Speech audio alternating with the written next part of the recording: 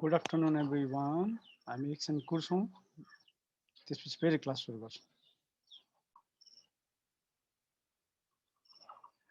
Exercise सुरु गर्छौँ। Income tax को टोटल ट्याक्सेसन पार्टमा कोड अफ इथिक्स बाहेक लगभग 60 मार्क्स जतिको हामीले कभर गरिसक्यौँ। कस्टम्स पनि हामीले एकपटक पढेर सकाएका छौँ। त्यसमा कुनै कन्फ्युजन छ वा सर्टेन कुराहरू मैले पढाउँदाखेरि छुटेका रहेछन् भने म तपाईहरुलाई एडिसनली भिएटी सकिसकेपछि कस्टम्समा फोकस गर्छु।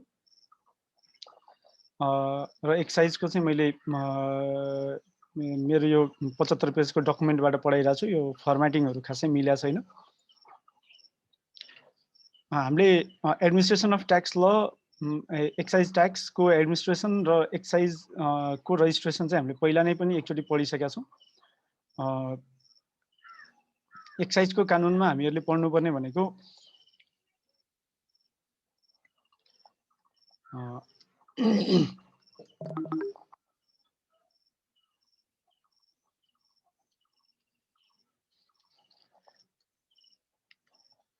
एक्साइजमा हामीहरूको लागि रेफरेन्स लहरु भनेको excise duty act 2058, excise duty regulations 2059, excise directives IRD ले 2069 मा इस्यु गरेको थियो र त्यसलाई अपडेट गरेको छ। अपडेटेड एन्ड रिभाइज्ड भर्सन भनेको छ 2076। त्यसपछि लिक्वर एक्ट पनि एक्साइजमा आउँछ किनकि लिक्वरसँग रिलेटेड कुराहरू एक्साइजबाट नै गभर्न हुने भनेर आईआरडी ले भनेको छ। एक्साइज डाइरेक्टिभमा त्यो कुरा क्लियरली छुटाएको छ र लिक्वर रेगुलेसन 2033 पनि एक्साइजसँग रिलेटेड लमा आउँछ। तपाईहरुले बुझ्नुपर्ने चाहिँ कुरा के हो भन्दा यो दुईटा ल आइक्यानको सिलेबसमा छैन। लिक्वर एक्ट र लिक्वर रेगुलेसन 2033 आइक्यानको सिलेबसमा छैन। भनेको मतलब आइक्यानको सिलेबसमा हामीले पढ्नुपर्ने कुरा चाहिँ एक्साइज ड्युटी एक्ट हो, एक्साइज ड्युटी रेगुलेसन्स हो र एक्साइज डाइरेक्टिभ्स 2069 हो। एक्साइजमा हामीहरूले पढ्नुपर्ने कुराहरू। अब यसपछि अर्को पार्ट भनेको एक्साइजको एडमिनिस्ट्रेसन हो। हामीहरूले पहिला पनि कुरा गरेका थियौँ। एक्साइज ड्युटी को एडमिनिस्ट्रेसन चाहिँ के हो भन्दा आईआरडी ले गर्छ, implementation and administration of the act. यो कुरा सेक्सन 23 मा भनिएको छ र सेक्सन 2 ध मा र नेपाल सरकारको नोटिस अनुसार चाहिँ इनल्यान्ड रेभिन्यू डिपार्टमेन्टलाई रेस्पोन्सिबल बनाइएको छ एक्साइज एक्टको एडमिनिस्ट्रेसन र इम्प्लिमेन्टेसनको लागि। त्यसपछि department means department as prescribed by government of Nepal for the purpose of excise act र 2 वैशाख 2059 मा inland revenue department shall be treated as department pursuant to section 2 the of excise duty act भनेको छ। मैले पहिला तपाईहरुलाई पहिल्यै सुरुमा 4 वटै ल पढ्नु भन्दा अगाडि कम्बाइन टपिक्सहरु पढाउने बेलामा यी कुराहरु हामीले डिस्कसन गरिसकेका छौं। र नेपाल सरकारले एक्साइज अफिसरहरु अपॉइन्ट गर्ने र एक्साइज अफिसरहरुको क्षेत्राधिकार तोक्ने भन्ने कुराहरु छ। त्यो कुरा पनि 75 साल 4 महिना 18 गते र 77 3 8 गतेको नेपाल गजेटको नोटिसबाट नेपाल सरकारले तोकिसकेका छ। पहिला हामीले डिस्कसन गरेका छौं। अब अर्को मेजर कुरा भनेको चाहिँ एक्साइज नेपाल सरकारको अधिकारको कुरा छ। एक्साइज एडमिनिस्ट्रेसनको अधिकारको कुरा के छ भन्दा नेपाल सरकारले बिक्री र वितरणमा नियन्त्रण गर्न सक्ने भन्ने खालको एउटा प्रावधान छ। यसबाट आइक्यानमा क्वेशन पनि आएको छ। आइक्यानको पास्ट क्वेशन पनि आएको छ। The government of Nepal may control the sale and distribution of excise attractive goods that it deems necessary to control and manage sale and distribution of such goods. भनेपछि नेपाल सरकारले कुनै पनि वस्तुको बिक्री वितरणमा नियन्त्रण गर्न आवश्यक देखेमा वस्तुको बिक्री वितरणमा नियन्त्रण गर्न सक्छ। तोकिए बमोजिम भनेको छ। यो तोकिए बमोजिम भनेको चाहिँ एक्साइज रेगुलेसनमा तोकिएको हुनुपर्ने हो। यो खासमा अहिलेसम्म यसलाई एक्साइज रेगुलेसनमा केही पनि कुरा तोकिएको छैन। अर्थात् there is no such goods that have been controlled by government of Nepal. बिक्री वितरणमा नेपाल सरकारले रोक लगाएका गुड्सहरुको लिस्ट छैन। र यदि नेपाल सरकारले वस्तुको बिक्री वितरणमा रोक लगाएको छ र वस्तुको बिक्री वितरणमा रोक लगाउँदै पनि नेपाल सरकारले तोके भन्दा बाहिर गएर कसैले वस्तु खरिद बिक्रीको कार्य गर्छ, बिक्री वितरणको कार्य गर्छ भने त्यस्तो अवस्थामा उसलाई दफा 16 को 4 अनुसार 10,000 रुपैयाँ प्रत्येक पटकको लागि 10,000 रुपैयाँ जरिवाना हुन्छ। भनेपछि पेनाल्टी वाला क्वेशन आइक्यानले पहिला सोधेकै छ। 10,000 रुपैयाँ जरिवाना हुन्छ। नेपाल सरकारले बिक्री वितरणमा रोक लगाउन सक्छ। रोक लगाएको अवस्थामा रोक लगाएको भन्दा नि नियन्त्रण गर्न सक्छ। कन्ट्रोल गरेको अवस्थामा यदि कसैले गभर्नमेन्टले गरेको कन्ट्रोलको नोटिस भन्दा बाहिर गएर गुड्स सेल एन्ड डिस्ट्रिब्युसन गर्छ भने एक्साइज लाग्ने गुड्स सेल डिस्ट्रिब्युसन गर्छ भने त्यस्तो अवस्थामा उलाई प्रत्येक पटकको लागि 10,000 रुपैयाँ जरिवाना लाग्छ। यो by the order of excise officer है। त्यसपछि अर्को प्रावधान छ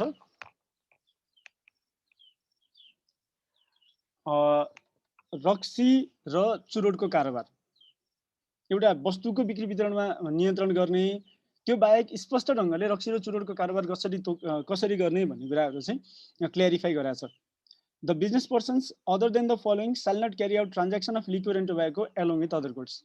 भनेको मतलब ए र बी बाहेक होटल, रेस्टुरेन्ट र पार्टी प्यालेस अनि डिपार्टमेन्टल स्टोर बाहेक अरूले रक्सी र चुरोटको कारोबार अरू वस्तुसँग राखेर गर्न पाइँदैन। छुट्टै दुईटा छुट्टै इन्टिटीको रूपमा दर्ता गरेर छुट्टा छुट्टै लाइसेन्स लिएर, लाइसेन्स लिनुपर्ने रहेछ भने छुट्टा छुट्टै लाइसेन्स लिएर गर्नुपर्छ। कसैले किराना पसलमा रक्सी राखेर चुरोट राखेर बिक्री गर्न पाउँदैन। ठीक छ।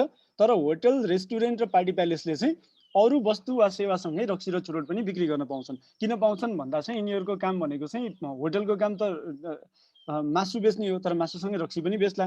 रेस्टुरेन्टको काम पनि मासु वा खानेकुरा बेच्ने हो, तर त्योसँगै रक्सी पनि बेच्ला। पार्टी प्यालेसले पनि त्यो गर्न पाउँछ। र यो वर्षदेखि पार्टी प्यालेसलाई रक्सी बेच्नको लागि लाइसेन्स लिनुपर्ने प्रावधान राखिएको छ। योभन्दा अगाडि, यो वर्षभन्दा अगाडि चाहिँ पार्टी प्यालेस भन्ने कुराहरू थिएन। यो लेटेस्ट प्रोभिजन हो एन पार्टी प्यालेस भन्ने। त्यो बाहेक डिपार्टमेन्टल स्टोरले के गर्न सक्छ भन्दा डिपार्टमेन्टल स्टोरले छुट्टै सेक्सन राखेर चाहिँ रक्सी र चुरोटको कारोबार गर्न सक्छ। भनेको मतलब उसले, जस्तो हामीले भाटबटिनीमा गयौँ भने रक्सीको सेक्सन छुट्टै भेट्छौँ के, रक्सीको बिलिङ छुट्टै हुन्छ। भाटबटिनीको फुड स्टोरसँगै रक्सीको बिलिङ वा रक्सीको सेक्सन हुँदैन। भनिसकेपछि departmental store can carry out transaction of liquors and tobacco along with other goods but only by maintaining a separate sales section. यो बिक्री वितरणमा नियन्त्रणको कुरा भयो। बिक्री वितरणमा नियन्त्रणको कुरा भयो। एउटा बिक्री वितरणमा नै नेपाल सरकारले सूचना जारी गरेर नियमावलीमा व्यवस्था गरेर बिक्री वितरणमा नै नियन्त्रण गर्न सक्ने, त्यस्तो नियन्त्रण गर्न सक्ने प्रावधानको उल्लङ्घन गर्यो भने 10,000 रुपियाँ जरिवाना लाग्ने। र अर्को चाहिँ रक्सी र चुरोटको कारोबार छुट्टै गर्नुपर्ने, होटल, रेस्टुरेन्ट, पार्टी प्यालेस बाहेक। र डिपार्टमेन्टल स्टोरले चाहिँ छुट्टै सेक्सन राखेर, सेपरेट सेल सेक्सन राखेर रक्सी र चुरोटको छुट्टै कारोबार गर्नुपर्ने भन्ने कुरा चाहिँ आयो। अब क्वेसन के आयो भन्दा यो 2010 जुनमा आएको क्वेसन हो, सीए फाइनललाई क्याप 3 हुनुभन्दा अगाडिको क्वेसन हो। A dealer in cigarette or liquor can carry on the business of trading in any other goods along with selling the cigarettes and liquors so long he is registered dealer comment भनेर भनेको छ। अब हामीले के simple के भन्छ भन्दा as per section 4 घ अफ एक्साइज ड्युटी एक्ट 2058 रक्सी होटल, रेस्टुरेन्ट र पार्टी प्यालेस अनि डिपार्टमेन्टल स्टोर बाहेक अरू कसैले अरूसँगै अरू ट्रेडिङ गुडहरूसँगै रक्सी र चुरोटको कारोबार गर्न सक्दैन। The statement is false, the statement is incorrect भनेर भन्नु पर्यो। तर होटल, रेस्टुरेन्ट र पार्टी प्यालेसले पाउँछ, डिपार्टमेन्टल स्टोरले सेपरेट सेल सेक्सन राखेर पाउँछ भन्ने कुरा पनि लेख्नु पर्यो। अर्थात् यो क्वेसन, यो कमेन्ट भने पनि जे भने पनि ट्रान्जेक्सन अफ लिक्वर एन्ड टोब्याकोको कन्ट्रोलसँग रिलेटेड क्वेसन हो। अब अर्को चाहिँ क्यास डिस्काउन्ट दिन पाउने कि नपाउने, गिफ्ट दिन पाउने कि नपाउने भन्ने प्रावधान छ। तपाईहरुले यो भन्दा अगाडि पढ्नु भएको रहेछ भने त्यसलाई दिमागबाट वाइप आउट गर्नु होला। द फलोइङ लाइसेन्सी, हामीले लाइसेन्सी भनेका छौं। The following licenses can not operate any type of gift schemes or provide any discounts while selling such products to any other distributors. कसैलाई पनि liquor industry, beer industry, cigarette industry र importer or sellers of liquor, beer or सिगरेटले cash discount वा gift भनेर केही पनि काम गर्न पाउँदैन। पहिला यो भन्दा अगाडि 2076 2077 4 महिना 1 गते भन्दा अगाडि हैन, 2 महिना 15 गते भन्दा अगाडि, 2077 साल 2 महिना 15 गते भन्दा अगाडि चाहिँ भ्याट रजिस्टर्ड छन् भने उनीहरुलाई क्याश डिस्काउन्ट र गिफ्टको स्किम सञ्चालन गर्न पाउँथे रक्सी चुरोट बेच्दा। तर अब आएर रक्सी र चुरोट बेच्नेले, रक्सी र चुरोटको इम्पोर्टरले, रक्सी र चुरोटको म्यानुफ्याक्चररले कुनै पनि गिफ्ट स्किम वा क्याश डिस्काउन्ट चाहिँ के गर्न पाउँदैनन्, स्किम ल्याउन पाउँदैनन्। यदि त्यस्तो स्किम लिएर आयो भने लाइसेन्सको कन्डिसन ब्रिज भएको मानिन्छ। लाइसेन्सको कन्डिसन ब्रिज भयो भने चाहिँ सेक्सन 16 अनुसार मल्टिपल कारबाहीहरू हुन सक्छ as per the prudence of excise officer. Multiple कारबाही हुन सक्छ as per the prudence of excise officer. र अब आइक्यानको पास्ट क्वेशन्स पनि छ, यसमा एकदमै धेरै पास्ट क्वेशन्सहरू छ। तपाईहरुले हेर्नुभयो भने explain about the provision related to gifts and cash discounts as per excise act 2058। सोझो क्वेशन, नपाउने, रक्सी र चुरोटको कारोबार गर्नेले नपाउने। अर्को छ एक्सवाइजेस distilleries private limited. manufacturer of beer and whiskey wants to introduce a growth plan scheme to boost up the sale of beer. The management is thinking a plan which includes that the cap of every bottle will be printed the sum either rupees 10, rupees 20, and rupees 50, and the consumer will get this amount from the retailer. The retailers will be reimbursed the same from dealers, and the company will pay to the dealers, will book under sales promotion expenses. Further, through monthly lucky draw, one dealer and one retailer will get motorbikes worth rupees 2,12,500 each. The management of the company seeks your advice whether it can go for the scheme भनेर question सोध्यो 5 marks पाउँदैन भनेर लेख्नु पर्यो सकियो माथिको provision जे हो त्यही हो पाइदैन भनेर लेख्नु पर्यो अर्को छ जुन 2012 को क्याप 3 को क्वेसन यहाँ जहाँ जहाँ सीए फाइनल लेखेको छ क्वेसन त्यो सीए फाइनल को हो सीए फाइनल नलेखेको क्याप 3 को क्वेसन हो Madhusala Liquors Private Limited, a liquor industry has sold liquor to following parties during the fiscal year 2068-69. Friendly Liquor House, Family Department Store, Aladdin Liquor Mart Private Limited, Batman Dortal Bako, no Bako, taxable amount here, cash discount 80 Vanessa. Madhusala Liquors received a letter from excise officer stating that above sale is not in compliance with the clause mentioned in license. Is the excise officer correct? Excise office correct. Answer is stating the provision of Excise Act in this regard Vanessa. Yes, correct. As per section 4 घ हैन दफा 4 घ of Excise Act 2058 such scheme cannot be carried out. र यदि त्यस्तो scheme carried out गरिन्छ भने it shall be deemed as a breach of the condition of the license. भनेपछि अब क्वेशन जे सिक्यो आन्सर चाहिँ एउटै हो तीन चोटी क्वेशन आएको छ फर्स्ट क्वेशन हामीले पावर फंक्शन इन ड्युटीज मा पहिला पनि कुरा गरेका छौं म अलि फास्ट जान्छु यसमा चाहिँ धेरै म तपाईहरुलाई फोकस गराउन र म आफ्नो टाइम पनि धेरै लिन्न यसमा इनल्यान्ड रेभिन्यू डिपार्टमेन्टको पावर त के छ इनल्यान्ड रेभिन्यू डिपार्टमेन्टले चाहिँ रक्सीको export brewing expert chemical export र एनी अदर एक्सपोर्टबाट चाहिएको अवस्थामा एक्साइज एक्टको इफेक्टिभ इम्प्लिमेन्टेसनको लागि एक्सपोर्ट सर्भिस लिन सक्छ त्यो अधिकार छ इनल्यान्ड रेभिन्यू डिपार्टमेन्ट आफैले liquor expert brewing expert chemical expert or any other एक्सपोर्टलाई हायर गरेर उनीहरु मार्फत चाहिँ उनीहरुको एक्सपोर्ट ओपिनियन लिएर एक्साइज एक्टको एडमिनिस्ट्रेसनको लागि इम्प्लिमेन्टेसनको लागि काम गर्न सक्छ त्यो बाहेक power to issue advance ruling छ एडभान्स रुलिङले चाहिँ के रे सरी इनल्यान्ड रेभिन्यू डिपार्टमेन्टले कसैले एडभान्स रुलिङ माग्यो भने एडभान्स रुलिङ दिन सक्छ तर तपाईहरुलाई मैले पहिले पनि भनेको थिएँ यदि कुनै म्याटर चाहिँ अदालतमा सब जुडिस छ भने वा अदालतले पहिले डिसाइड गरिसकेको छ भने अदालतले पहिला नै डिसाइड गरिसकेको छ भने त्यस्तो म्याटरमा दिएको एडभान्स रुलिङ इप्सो फ्याक्टो क्यान्सलेसनमा जान्छ जस्तो इन्कम ट्याक्स एक्टमा चाहिँ के छ भन्दा एडभान्स रुलिङ नै दिन पाउँदैन आईआरडीले त्यस्तो म्याटरमा भनेपछि आईआरडीले के गर्नु पर्यो भन्दा त्यो म्याटरमा पहिले अदालतले आदेश दिएको छ कि छैन त्यो म्याटरमा अहिले अदालतमा मुद्दा चलाछ कि छैन कन्फर्म गर्नु पर्यो अनि बल्ल एडभान्स रुलिङ दिने कि नदिने भन्ने कुरा डिसाइड गर्नु पर्यो भने यो केसमा आईआरडीले एडभान्स रुलिङ दिन सक्छ तर यदि अदालतमा सबजुडिस छ भने वा अदालतले पहिला नै डिसाइड गरिसकेको म्याटरमा एडभान्स रुलिङ दिएको हो भने इप्सो फ्याक्टो के हुन्छ इनइफेक्टिभ हुन्छ अब पावर टु सर्च एन्ड सिजरको कुरा छ हैन condition that warrant search warrant भनेको यो वारेन्ट इस्यु गर्ने भने हैन सर्च गर्नको लागि अधिकार दिने कन्डिसन्सहरु के हुन् भन्दा excise officer can search the enterprise building land vehicles or places where any activities as follows are being carried out upon the following conditions कहाँ सर्च गर्न सक्छ भन्दा enterprise building land vehicles or places following activity any person from company or organization is engaged in the production import sale or storage of excise attractive goods without obtaining license बिना नै excise attractive goods कसैले production गरेछ import गरेछ sales गरेछ distribution गरेछ वा storage गरेछ भने त्यस्तो अवस्थामा enterprise building land vehicles or places where any activities are carried out any person from company or organization is providing excise attractive services without obtaining license or in case information regarding the evasion of excise duty under section 11 of Excise Act 2058 is obtained by the excise officer or the employee deputed by such officer भनेपछि कसैले चाहिँ excise छली भइरहेको छ भन्ने सूचना दियो भने त्यो सूचनाको आधारमा पनि सर्चको काम गर्न सक्छ एक्साइज अफिसरले त्यो हामी सेक्सन 11 अलि पछि पढ्छौं सर्च गर्नलाई के गर्ने हो भन्दा चाहिँ सर्च गर्ने बेलामा लीगल म्यान्डेटरी लीगल प्रोभिजन छ the entry into any enterprise building land motor vehicle or place or action of carrying out search shall be conducted in witness of representative of concern metropolitan sub metropolitan city, यो दुईटा मात्रै भयो। Concern local level, सम्बन्धित स्थानीय तहको प्रतिनिधिको रोभरमा मात्रै सर्चको काम गर्न पाइन्छ। स्थानीय तहबाट कोही मान्छे लिएर आएर उसको रोभरमा मात्रै के गर्नु पर्यो, सर्च गर्नु पर्यो। सर्च गरिसकेपछि आइआरडीले के मतलब एक्साइज अफिसरले के गर्नुपर्छ भन्दा, the excise officer who conduct search of any enterprise, building, land, motor vehicle or place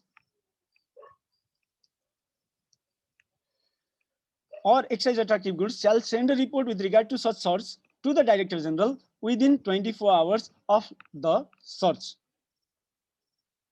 त्यस्तो सर्च भएको 24 घण्टाभित्र चाहिँ के गर्नु पर्यो, सर्चको रिपोर्ट आइआरडीलाई दिनु पर्यो।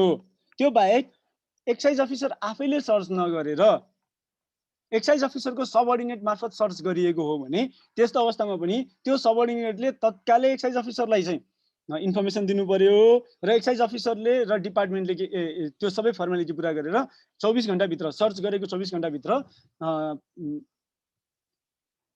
के गर्नु पर्यो, आइआरडीलाई नोटिस दिनु पर्यो।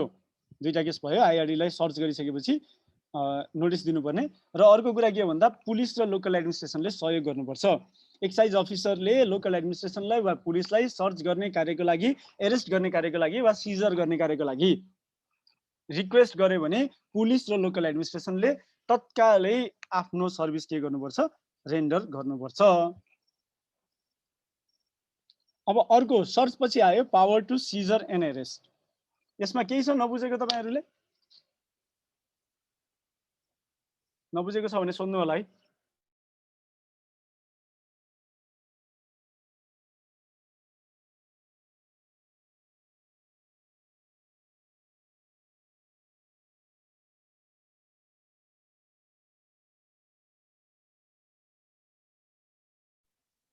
या हामीले पहिले नै कुरा गरिसकेका छौं है, यो एडमिनिस्ट्रेसनसँग रिलेटेड कुरा, यो रिभिजन जस्तै भयो तपाईहरुलाई। Power to seizure and arrest, compulsion to seize goods and arrest the offender. In case the authority conducting search finds out that there is production, sales, import, storage or transfer of excise goods, excise attractive goods, or delivering excise attractive services in contrary to Excise Act, then the officer or the employee conducting the search shall issue a warrant and arrest such person engaged in the act and seize the goods recovered thereby executing a memorandum. मुचुल्का उठाएर के गर्नुपर्छ भन्दा सम्पत्ति कब्जामा लिनु पर्यो र सम्बन्धित व्यक्तिलाई अरेस्ट नै गर्नु पर्यो। भाग्यो भने त भागिहाल्यो, भगाएर छोड्ने भन्ने कुरा छुट्टै भयो, तर त्यही मान्छे छ भने चाहिँ जामझुम समातेर लिएर जानु पर्यो। कुन केसमा भन्दा if it is proved that, search गर्दाखेरि के थाहा पाइयो भन्दा there is production, sales, import, storage or transfer of excise attractive goods or delivery of excise attractive services. यो बाहेक the excise authorities shall arrest the offender in the following circumstances.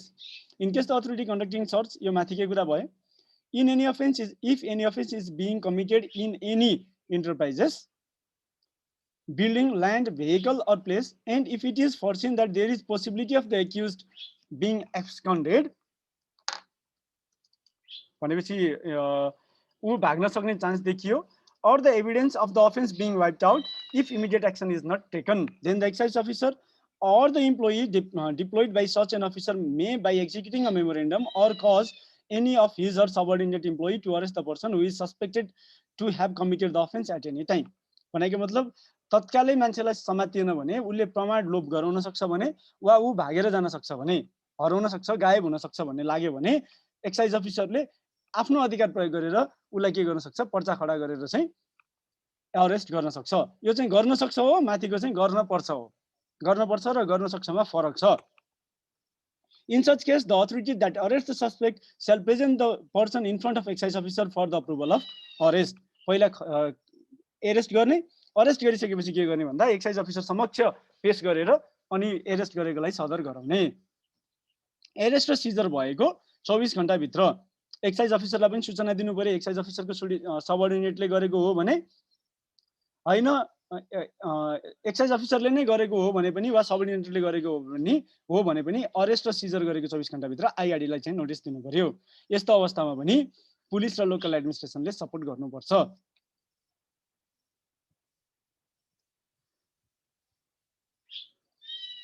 यो भयो अधिकार सर्च एन्ड सिजरको, योबाट past question छैन। Power against probable offenses, loss of evidence. The excise officer or the employee deployed by such an officer may, by executing a memorandum, carry out or cause any of his subordinate employee to carry out the following acts at any time in the following circumstances: to enter into such an enterprise, building, land, vehicle, or place, if there is any obstruction and objection in entering into such place, to give a reasonable opportunity for any person staying in that place to leave the place and enter into by breaking any window or door, to seize the excise attractive goods related to the offense and such other goods as may be ancillary to prove the offense, and to seal such place, to suspend the license for a period not exceeding 7 days, and related decision shall be made within 60 days of suspension. यो चारवटा कामको excise अफिसरले गर्न सक्छ। कस्तो सर्कमस्टेन्सेसमा भने, any offense under this act is under excise act is being conducted, excise duty act 2058 is being conducted, committed in any enterprise, building, land, vehicle, or place, and if it is foreseen that there is possibility of the accused being absconded,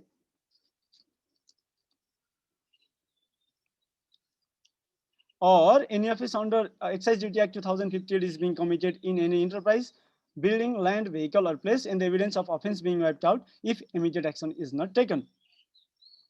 यस्तो अवस्थामा probable offence वा loss of एभिडेन्सको लागि तत्कालै हस्तक्षेप गर्न पाउँछ। Power equivalent to police, investigation पर्पसको लागि ट्याक्स अफिसरसँग पुलिसलाई भए बराबरको पावर हुन्छ र एक्साइज अफिसरले एक्साइज एक्ट अनुसारको जति पनि लिगल फर्मालिटी पुरा गर्नु छ त्यसको लागि चाहिँ इक्विभ्यालेन्ट टु कोर्ट पावर हुन्छ। यो हामीले पहिला नै कुरा गरिसकेका छौँ, डिस्कसन गरिसकेका छौँ।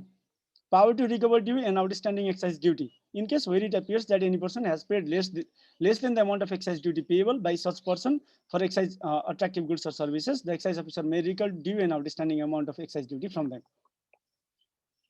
Power to withhold the property. The excise officer may withhold any property कब्जामा लिने such that it cannot be taken away in following circumstances. In case where the excise officer or any employee deputed by such officer finds any person evading excise duty by taking away excise attractive goods, by removing it from the place of production or importing it from foreign country, or in case where any person does not pay excise duty payable under the act and rules within the time limit. In case the goods or property which the excise officer has withheld is incapable of being sold or distributed, or the title to it cannot be transferred in any other matter, excise officer shall make a written request to the concerned office to withhold the goods or property. In case where such a request is received, it shall be the duty of concerned office to withhold such goods or property. भनेपछि land जग्गा चाहिँ कब्जामा लिएको रहेछ भने सम्बन्धित मार्फत कार्यालयलाई चिठी लेखेर रोका राख्नु पर्यो। Power to forfeit goods or property. Forfeit भनेको चाहिँ यो पनि कब्जा जस्तै हो, कब्जा नै हो भन्दा नि हुन्छ, सिजर नै हो यो। Circumstances when goods or property may be forfeited, माथि भनेकै कुराहरू हुन् मोरलेस। तीनवटा केस छ यसमा, तपाईले यो चाहिँ तीनवटै केस, यो तीनवटा मध्ये कुनै अरु केसमा चाहिँ फर्फिट गर्न पाइदैन र फर्फिट गर्नुभन्दा अगाडि चाहिँ 7 दिनको नोटिस दिनुपर्छ, सोकस नोटिस दिनुपर्छ। The goods or property may be forfeited by the excise officer in the following circumstances: if it is proved that excise attractive goods has been taken away by removing from the place of production, by importing from the foreign country without paying the applicable excise duty. In case where any person is found producing, importing, selling, or storing excise attractive goods or rendering services by preparing false account or false documents. In case where any person conceals, hides, or reverts the payable excise duty, in which cases the manufacturing equipment as well be forfeited. यो तीनवटा केसमा चाहिँ सम्पत्ति कब्जामा लिन सक्छ, सम्पत्ति जफत गर्न सक्छ। सरी, कब्जा हैन, जफत हो यो। फर्फिट भने जफत गर्न सक्ने, सम्पत्ति जफत गर्न सक्छ। र यदि कसैले चाहिँ conceal, hide or evade payable excise duty हो भने त्यस्तो अवस्थामा म्यानुफ्याक्चरिङ गर्ने इक्विपमेन्ट समेत कब्जामा लिन सक्छ, जफत गर्न सक्छ। जफत गर्नुभन्दा अगाडि 7 दिने सूचना जारी गरेर किन जफत नगर्ने भन्ने सोकस नोटिस रिसिभ गरेर अनि बल्ल जफत गर्न पाइन्छ। यतिकै जफत गर्न सकिँदैन। Power to freeze and auction property. In case where the excise officer has a reasonable ground for seizing the property belonging to any person pursuant to any person, the excise officer may freeze the property so that the transfer of right or ownership of such property to anyone else cannot be done. In case where it appears that the property so present can be perished, decayed, or destroyed, or its value can be diminished, the excise officer shall immediately auction such goods and credit the proceeds from the excise sales. Auction sales भनेको मतलब fridge गर्न सक्यो पहिला, त्यो fridge गरेको प्रोपर्टीहरू चाहिँ Paris हुन सक्छ, डिके हुन सक्छ, वा डिस्ट्रोय हुन सक्छ, वा त्यसको भ्यालु घट्न सक्छ भन्ने लाग्यो भने तत्कालै अक्सन गरेर त्यो अक्सनबाट आएको अमाउन्टलाई चाहिँ रिकभर गर्न सक्छ. In case where the concerned person is subsequently held entitled to have frozen the property returned to him, or only the proceeds from the auction sale shall be transferred to him or. Goods चाहिँ अब auction भइसकेपछि त goods आउने कुरै भएन हैन, त्यो बेलामा जति पैसा आएको हो त्यही फिर्ता हुने भयो, सकियो. If the goods seized are found useful upon examination, proceeds from the auction sale shall be deposited as revenue. Auction sale shall be deposited as revenue. If such goods are found not useful, it shall be destroyed as prescribed by the department. Auction of confiscated goods. The goods or property withheld pursuant to Section 17 of Excise Act 2058 can be auctioned if and only if the goods can be damaged or destroyed due to rusting or other reason, or the goods can be perished if held in control for a long time, or the value of goods may be diminished by reason of such goods or property being old, or the goods can be left, the goods are left without control, नियन्त्रण भन्दा बाहिर रह्यो भने the goods cannot be kept or protected due to lack of space. यस्तो बेलामा के गर्नु पर्यो भन्दा an auction notice shall be affixed in the notice board of the concerned office. Maximum of 7 days notice taking into account of the condition and nature of such goods or properties shall be given in order to auction such goods. The auction shall be carried out in presence of the following persons: one representative of the local body in the place where the goods subject to auction sale is situated, one employee of nearby governmental office, and as far as possible, the concerned person or his or representative. भनेपछि यो तीनजना बाहेक तीनजना पुर्याएर मात्र के गर्नु पर्यो, अक्सन सुरु गर्नु पर्यो. अक्सन गर्ने बेलामा के गर्नु पर्यो भन्दा कम्पिटिटिभ बिडिङ प्रोसेस बाट गर्नु पर्यो, र त्यसो गर्दा त्यो भ्यालु त्यो गुड्सको मिनिमम भ्यालु कति हुन्छ फ्लोर प्राइस डिटरमाइन गरेर त्यो भन्दा माथि लिलाम बराबरमा अक्सन गर्नु पर्यो. तर अक्सन गर्नको लागि चाहिँ 5 वटा कन्डिसन मात्रै छ. 5 वटा बाहेक अरु कन्डिसनमा अक्सन गर्न पाइदैन. माथिका 5 वटा बाहेक अरु रिजनले अक्सन गर्न पाइदैन. अब power function and duties of excise officer के छ त भन्दा यहाँ जहाँ जहाँ गोडाउन छ त्यसलाई म के गर्छु भन्दा रिप्लेस गर्छु. एकछिन बस्नु होला. यसलाई म वेयर हाउस बनाउँछु.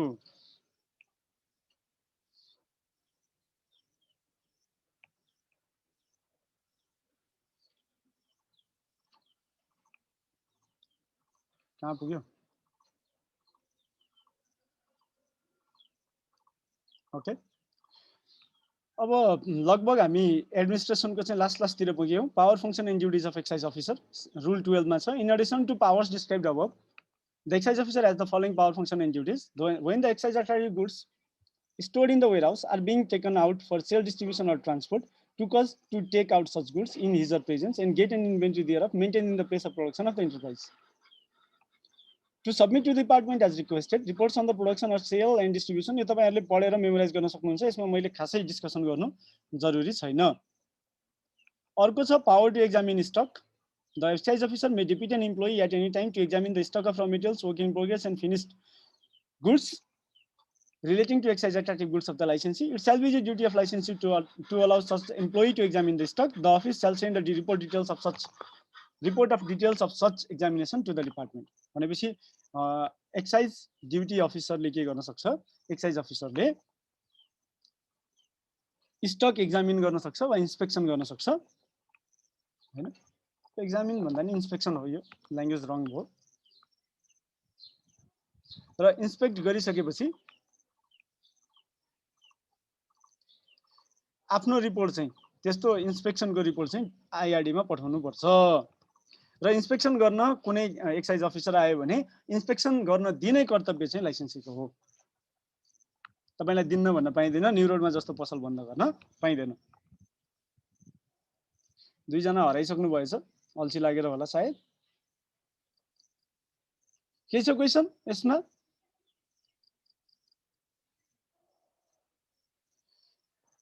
ल अब हामी चाहिँ एप्लिकेबिलिटी अफ एक्साइज ड्युटीमा लाग्छौँ।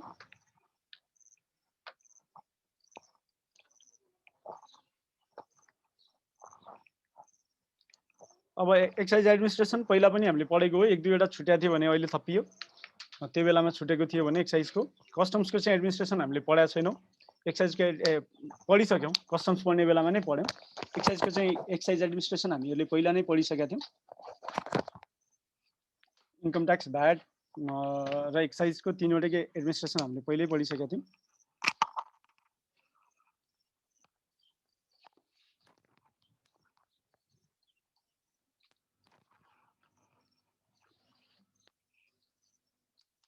एप्लिकेबिलिटी अफ एक्साइज ड्युटी अब मैले यहाँ नै लेखिदिइसकेको छु, त्यही भएर म यही पढिदिन्छु, तपाईँहरूलाई भन्नुपर्ने कुरा नै हो यो। Excise duty is applicable on goods mentioned in Schedule of Excise Act 2058. Goods and services. Sorry. Excise duty is applicable on goods and services mentioned in Schedule of Excise Act 2058. Every year, Finance Act or Ordinance amends Excise Act and produces the Schedule of Excise Attractive Goods and Services.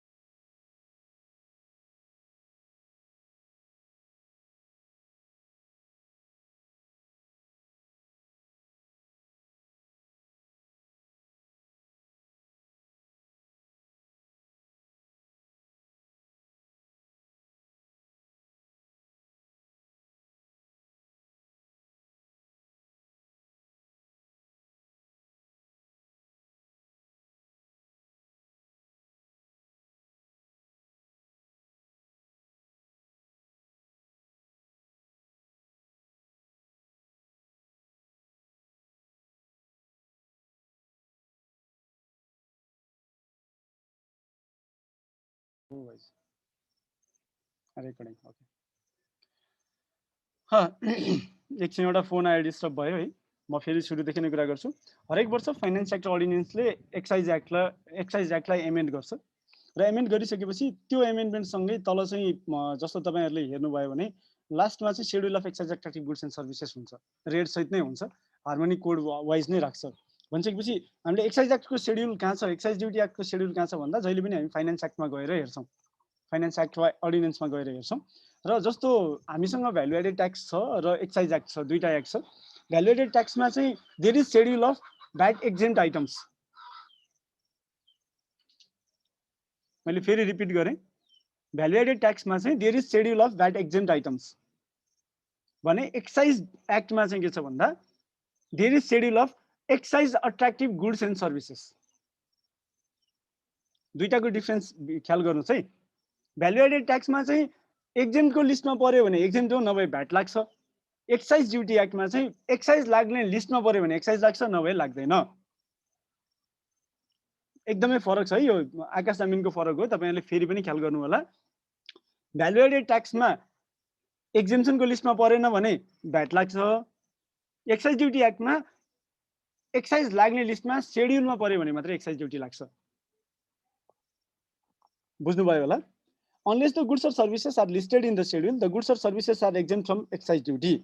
Unlike value-added tax, where value-added tax is exempt on goods listed in Schedule 1 of the Act, and the VAT is applicable on all goods and services not listed in such schedule. Excise is applicable on goods and services listed in the schedule. मैले तपाईहरुलाई यो explain गरेर सकाएँ। अब goods भनेको के हो भन्दा भ्याटमा जस्तै हो, it means both movable and immovable property. Service भनेको anything other than goods. Excise attractive goods भनेको के हो भन्दा एक्साइज लको एक्साइज ड्युटी लाग्ने गुड्स र सर्भिसेसहरू एक्साइज एट्र्याक्टिभ गुड्स र सर्भिसेस हुन्। Rights of notes on goods services excise attractive goods र सर्भिसेस भनेर आयो भने यति लेखेपछि पुग्यो। Excise duty to be levied Excise duty as set forth in schedule shall be levied if an enterprise issues goods after production of such goods or imports such goods and sells services. भनेपछि तपाईहरुले एउटा कुरा के ख्याल गर्नु भने excise duty केमा लाग्छ? Production of goods, import of goods और सेलिङ अफ सर्भिसेसमा लाग्छ। कहिलेकाहीँ बिक्री वितरणको तहमा एक्साइज ड्युटी लाग्छ भनेर भनेको छ भने बिक्री वितरणको अवस्थामा पनि एक्साइज ड्युटी लाग्न सक्छ। तर नर्मल्ली एक्साइज ड्युटी चाहिँ उत्पादकले, म्यानुफ्याक्चररले उठाउने तिर्ने हो। उठाउने भन्दा पनि तिर्ने हो, पछि कस्टमा उसले एड गर्छ। प्रोडक्सन भनेको चाहिँ के हो? जाउँ अब, किनकि प्रोडक्सन अफ गुड्समा एक्साइज लाग्ने भएपछि प्रोडक्सन भनेको constructing, processing, manufacturing or preparing goods subject to excise duty हो। प्रोड्युसर और मैन्युफैक्चरर भनेको के भन्दा person, firm, company or organisation having obtained the license to produce excise attractive goods,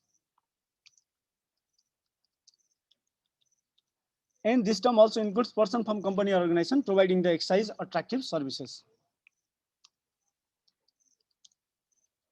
भनेपछि excise attractive सर्भिसेसहरु provide गर्ने पनि producer और म्यानुफ्याक्चररमा पर्छन्। अर्को इन्टरप्राइज भनेको के हो भन्दा enterprise means any form, company or organization incorporated under the prevailing laws with the objective of production, import, storage or sale, distribution of excise attractive goods or providing excise attractive services. यो right short नोट्सनमा आउन सक्छ र excise लमा use भएका टर्म्सहरुको meaning भयो।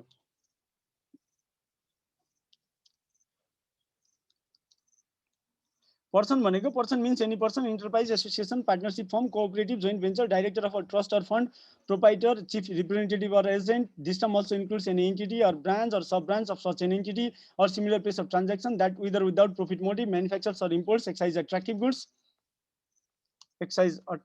goods, or services and sells and distributes such as excise attractive goods or services. भनेपछि profit motive भए पनि नभए पनि कुनै पनि व्यक्तिले कुनै एक्साइज अट्र्याक्टिभ कारोबार गर्छ भने त्यस्तो कारोबारमा एक्साइज लाग्छ। प्रॉफिट मोटिभ हुनुपर्छ भन्ने छैन। अर्को छ फ्याक्ट्री प्राइस।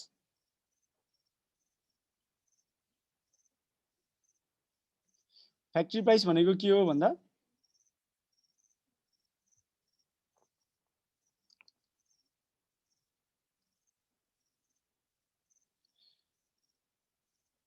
अर्को छ फ्याक्ट्री प्राइस र प्राइस। यो फ्याक्ट्री प्राइस त पछि पनि आउँछ।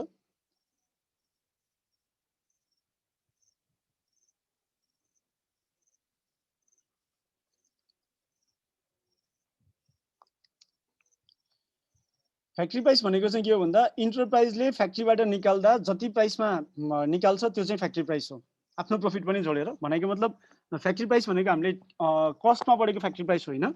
यो फ्याक्ट्री प्राइस भनेको चाहिँ के हो भने हेर्नुस् है, यो भनेको चाहिँ cost of production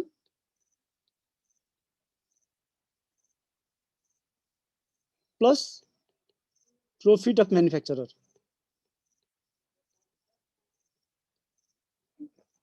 cost of production plus profit of manufacturer factory price भनेको चाहिँ cost of production plus profit of manufacturer. बुझ्नुभयो? प्राइस भनेको के हो भन्दा म्यानुफ्याक्चरको केसमा फ्याक्ट्री प्राइस हो, सर्भिस प्रोवाइड गर्नेको केसमा सर्भिस प्रोवाइडरको केसमा इन्भोइसमा लिस्टेड प्राइस हो, र यदि सेक्सन 7 को सबसेक्सन 2 मा के छ भन्दा department may determine or redetermine prices भनेको छ।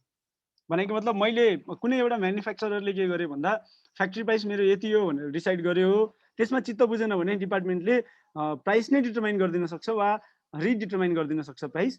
त्यो प्राइस यदि डिपार्टमेन्टले डिटरमाइन वा रिडिटरमाइन गरेछ भने त्यस्तो प्राइस पनि फ्याक्ट्री प्राइस हो। Liquor for self consumption at home, यसमा चाहिँ मैले के गरेको छु भन्दा लिक्वेयर एक्टको प्रोभिजन लिएर आएर यहाँ राखेको छु, क्वेसन एन्सरकै फर्ममा छ। घरमा सेल्फ कन्जम्पसन गर्नको लागि कसैले लिक्वेयर उत्पादन गर्यो भने एक्साइज ड्युटी लाग्छ कि लाग्दैन भन्ने क्वेसन छ। घरमा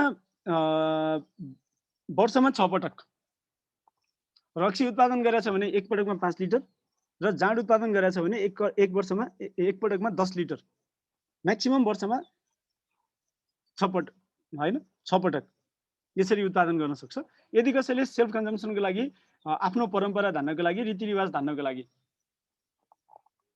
रक्सी उत्पादन गरेछ भने त्यस्तो अल्कोहलको प्रोडक्सनमा एक्साइज ड्युटी लाग्दैन, एक्साइज ड्युटी एक्जेम्प्ट हुन्छ as per liquor act 2031, jointly read with rule 7 of liquor rules 2033। अब त्यो बाहेक अरू पनि प्रोभिजनहरू छन्। यो चाहिँ एक्साइज डाइरेक्टिभको पोइन्ट नम्बर 4.10.2 मा छ। त्यो बाहेक यदि कसैले डिप्लोमेटिक र ड्युटी प्रिभिलेजमा लिक्वर इम्पोर्ट गर्छ भने त्यसमा पनि एक्साइज ड्युटी लाग्दैन। Accompanied liquor with the passenger in international flight to the extent of the quantity prescribed by Ministry of Finance through a notification Nepal Gazette, त्यसमा पनि लागेन। Import or export of liquor on recommendation of IRD for the purpose of sample testing or study or research, त्यसमा पनि excise duty लागेन, licence पनि चाहिएन यसको लागि। एक्साइज ड्युटी केमा लाग्छ भन्ने कुरा हामीले कुरा गर्यौं। शेड्युलमा स्पेसिफाई भएका गुड्स र सर्भिसेसमा शेड्युलमा स्पेसिफाई भएको रेटमा सेक्सन 3। अब एक्साइज ड्युटी केमा एक्जेम्पसन छ त? शेड्युलमा स्पेसिफाई भए पनि एक्साइज एक्टको शेड्युलमा स्पेसिफाई भएका गुड्स र सर्भिसेसमा पनि एक्साइज ड्युटी एक्जेम्पसन छ कि छैन त भन्ने विषयमा अब हामी डिस्कसन गर्छौं। Exemption of excise duty. Excise duty is exempt if the goods or services are not listed in schedule of excise law that prescribes excise duty, that prescribes the rate of excise duty. Number 1, excise duty is exempt if the goods or services are not listed in schedule of excise law that prescribes the rate of excise duty. यो 11 वटा point छ exemption of excise duty को, 12 वटै रहेछ। Point number 2, excise duty is exempt if goods or services are exported outside Nepal. अब तपाईहरुलाई एक्सपोर्टको केसमा excise duty कति लाग्छ भनेर क्वेशन सोध्यो भने आन्सर के लेख्नु पर्यो? एक्जेम्प्ट। Sales to duty free shop, excise duty is exempt in case goods other than liquor and cigarette are sold to duty free shop. यो other than नबिर्सिनु होला। Excise duty is exempt in case goods other than liquor and cigarette are sold to duty free shop. Liquor र cigarette चाहिँ duty free shop लाई बेच्दा पनि excise duty लाग्छ। Liquor र सिगरेट बाहेक अरू गुड्सहरू ड्युटी फ्री सप्लाई बेचियो भने त्यस्तो अवस्थामा एक्साइज ड्युटी लाग्दैन। Sales of liquor and cigarette by bonded warehouse, bonded वेयरहाउसले रक्सी र चुरोट बिक्री गर्छ भने त्यस्तो अवस्थामा एक्साइज ड्युटी एक्जेम्पसन हुन्छ। Excise duty is exempt when bonded warehouse sales cigarette or alcohol to a person or entity having diplomatic and tariff privilege, diplomatic र ड्युटी प्रिभिलेज भएको व्यक्तिलाई नेपाल सरकार परराष्ट्र मन्त्रालयको सिफारिसमा रक्सी र चुरोट बेच्छ बन्डेड वेयरहाउसले भने त्यस्तो अवस्थामा एक्साइज ड्युटीको एक्जेम्पसन हुन्छ। फेरि पनि भने मैले डिप्लोमेटिक प्रिभिलेज हामीले कस्टम्समा पढिसक्यौं, ड्युटी प्रिभिलेज हामीले कस्टम्समा पढिसक्यौं। त्यस्ता व्यक्ति वा निकायलाई नेपाल सरकार परराष्ट्र मन्त्रालयको सिफारिसमा रक्सी र चुरोट बेच्छ भने बन्डेड वेयरहाउसले त्यस्तो अवस्थामा एक्साइज ड्युटी एक्जेम्प्ट हुन्छ। चौथो पोइन्ट, बन्डेड वेयरहाउसले रक्सी र चुरोट बाहेक अरू कुनै गुड्सहरू बिक्री गर्यो भने त्यसमा एक्साइज ड्युटी एक्जेम्पसन हुन्छ।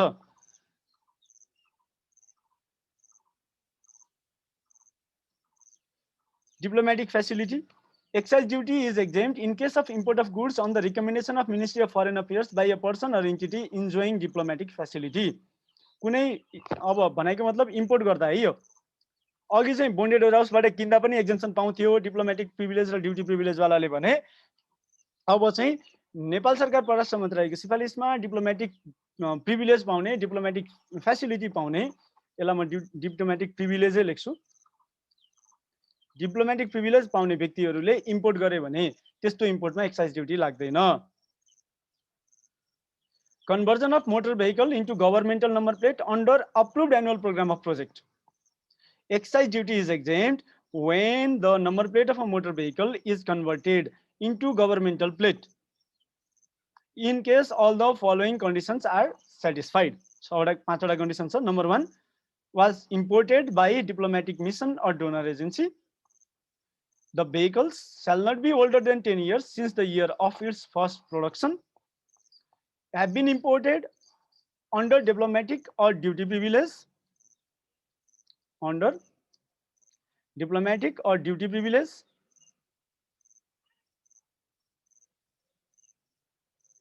कस्टम्स के वर्डलाई मैले यहाँ युज गरेँ किनकि यो एउटै वर्ड सम्झिन सजिलो हुन्छ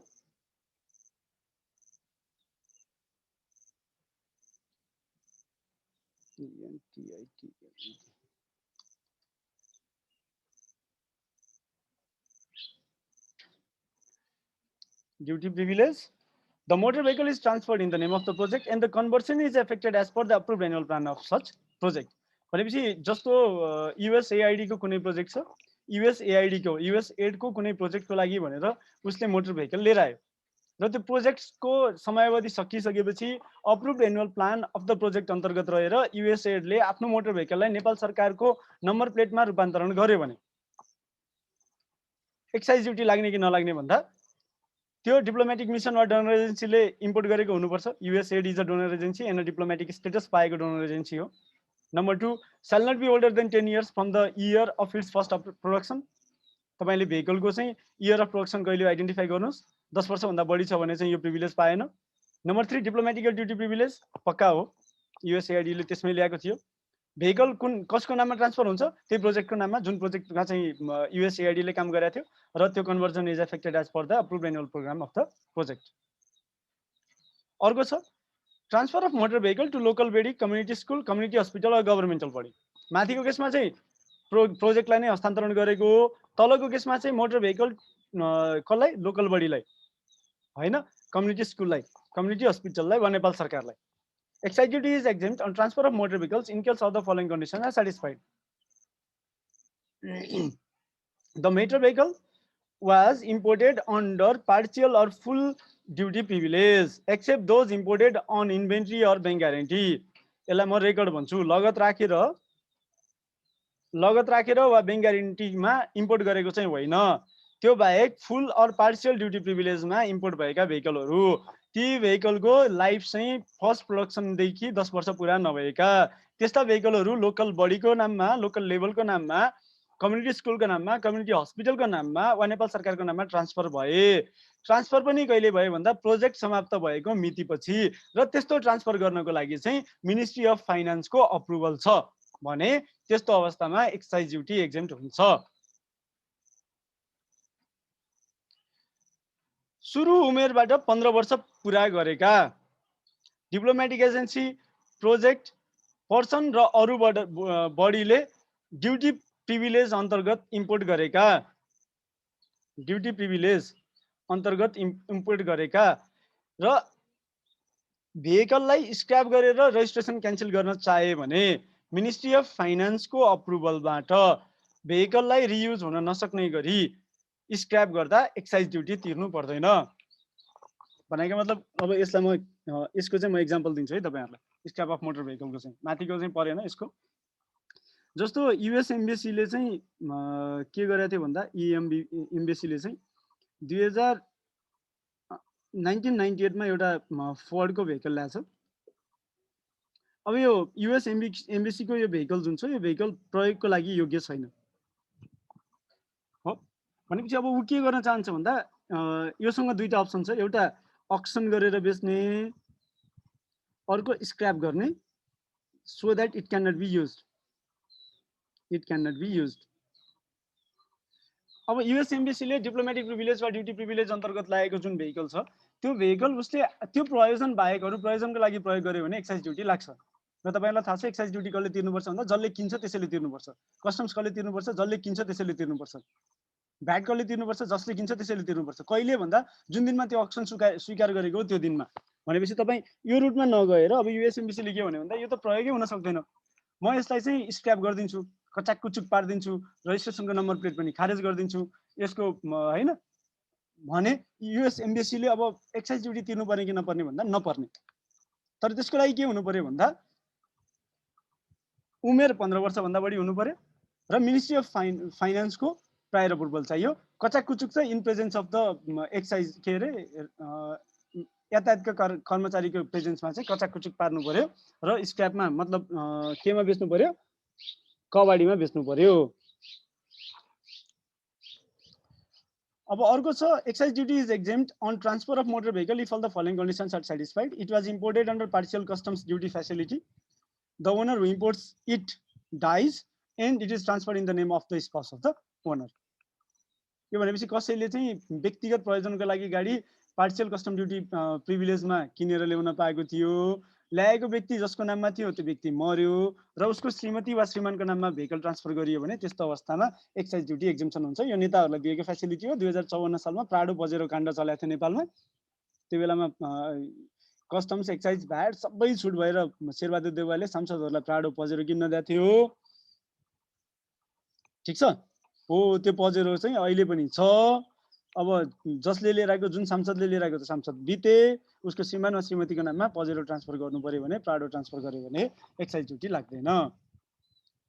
अर्को assets required by security agencies for peace keeping mission. Excise duty is exempt on armored personal carrier, motor vehicles, arms, ammunitions and all other kinds of goods taken by mentioning in the record for use by the battalions of Nepal Army, Armed Police Force and Nepal Police deployed as peacekeepers on the request of United Nations.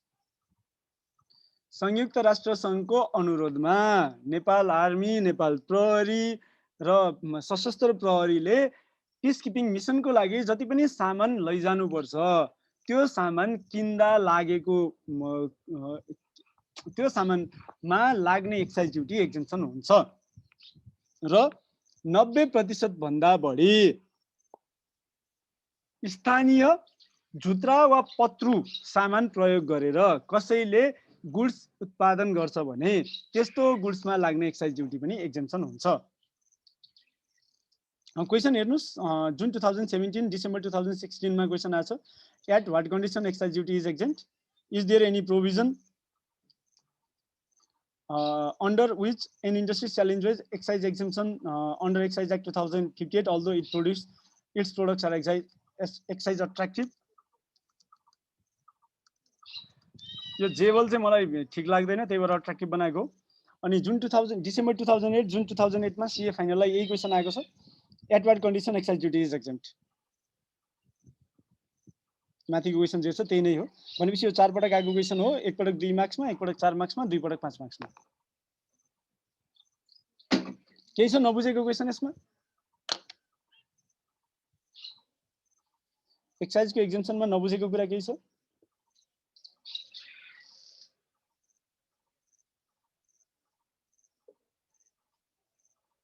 सुनिरहनु भएको छ सबैजनाले?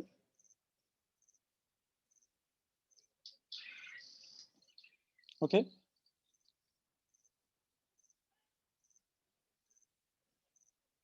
अब जस्तो भीएटीमा पछि पढ्छौँ के छ भन्दा पहिला भ्याटको क्रेडिट लिएको सामान भ्याटको रेजिस्ट्रेसन क्यान्सल हुँदा आफैसँग छ भने बजार मूल्यमा बिक्री भएको मानेर भ्याट उठाउनु पर्ने भन्ने प्रावधान छ। भ्याटको रेजिस्ट्रेसन क्यान्सल गर्दा है, वा कुनै पनि भ्याटको क्रेडिट लिएको सामानहरू चाहिँ भ्याट लाग्ने वस्तु वा सेवाको उत्पादन गर्नलाई युज नहुने भयो भने, क्यापिटल गुड्सहरू छन् भने त्यस्तो पनि जुन दिनमा युज हुन छोड्छ त्यो दिनमा भीएटी मार्केट भ्यालुमा भ्याट उठाउनु पर्छ भन्ने छ। ठीक छ। त्यस्तै अब एक्साइजको पहिला लाइसेन्स दियो। एक्साइज लाइसेन्स भएको बेलामा चाहिँ मसँग मैले स्टक उत्पादन गरेँ। अब त्यो स्टक अहिले पनि छ तर एक्साइजको लाइसेन्स क्यान्सल भयो। त्यस्तो अवस्थामा त्यो स्टकमा एक्साइज ड्युटी के हुन्छ त भन्दा रुल 8 मा यसको प्रोभिजन छ। योभन्दा अगाडि वन्दना जीको क्वेसन छ। यो नोट्स तपाईले सेन्ड गरिदिनुहुन्छ भनेर क्वेसन आछ। मैले हिजोको क्लासमा भने जस्तो लाग्छ वन्दना, यो नोट सेन्ड हुँदैन। ठीक छ। साउन्डको पहिलो हप्ता वा दोस्रो हप्तासम्ममा यो किताबको फर्ममा निस्किन्छ। त्यसपछि मैले पहिले प्रोमिस गरे अनुसार तपाईहरुले किताब चाहिँ पाउनुहुन्छ। मैले यो क्लास सुरु हुनुभन्दा अगाडि नै प्रोमिस गरेको छु, जति पनि किताब निस्किन्छ त्यो सबै किताब एक्सेल तपाईहरुले पाउनुहुन्छ भनेर, अपडेटेड बुक त्यो किताब चाहिँ पाउनुहुन्छ र त्यसमा पढ्न सक्नुहुन्छ। किनकि अब यो नोट शेयर गर्यो भने किताब निकाल्नुको औचित्य हुँदैन। मलाई यो 44-45 जना क्लास पढ्नेहरूले आफ्नो साथीलाई नोट दिँदैनन् भन्ने कुरा चाहिँ विश्वास लाग्दैन। र यो PDF मा कन्भर्ट गरिदिनु साथ PDF लाई वर्ड मा कन्भर्ट गर्न मिल्छ। वर्ड मा कन्भर्ट गरिसकेपछि सबै कुरा सकिन्छ। फेरि यहाँ उर्मिला जी आउनुहुन्छ अहिले। सर तपाईँ आफ्नो स्टुडेन्टलाई ट्रस्टै गर्नुहुन्न भन्नुहुन्छ। मैले चाहिँ स्टुडेन्टलाई ट्रस्ट नगरे हैन, आफैलाई ट्रस्ट नगरेको हो। म भए पनि त्यही गर्थेँ। तपाईहरुले जे गर्नुहुन्छ त्यही गर्थेँ।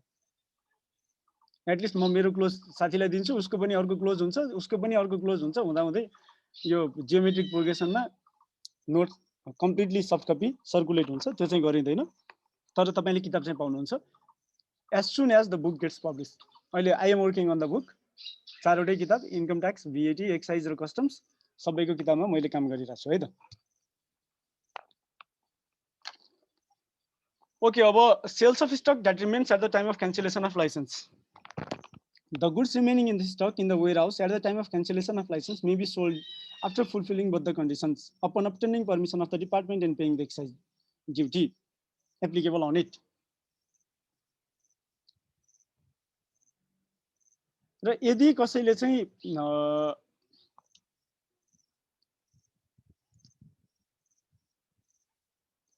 यदि कसैले एक्साइज ड्युटी पे गर्दैन त्यस्तो रिमेनिङ स्टकको केसमा भने in case where the due excise duty is not paid to the department in respect of goods remaining in stock in the ware house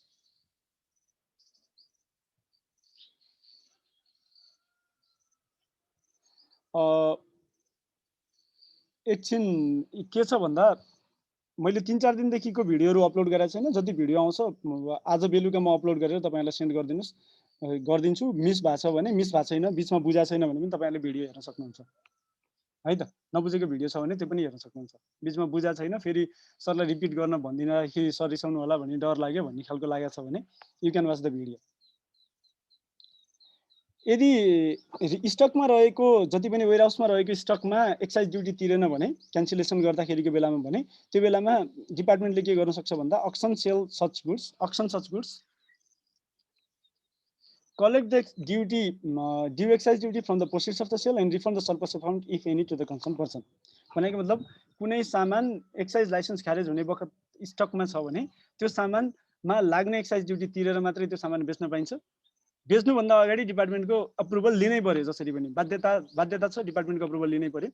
यदि त्यो सामान बिक्री गर्यो भने त ठिकै छ, जबरजस्ती अरु नै तरिकाले रिकभर गर्छ एक्साइज ड्युटी। बिक्री गरेन, सामान नै छ भने सामान कब्जामा लिएर त्यसलाई अक्सन गरेर बेच्दिएर त्यहाँबाट एक्साइज ड्युटी रिकभर गरेर बाँकी पैसा फिर्ता दिन्छ।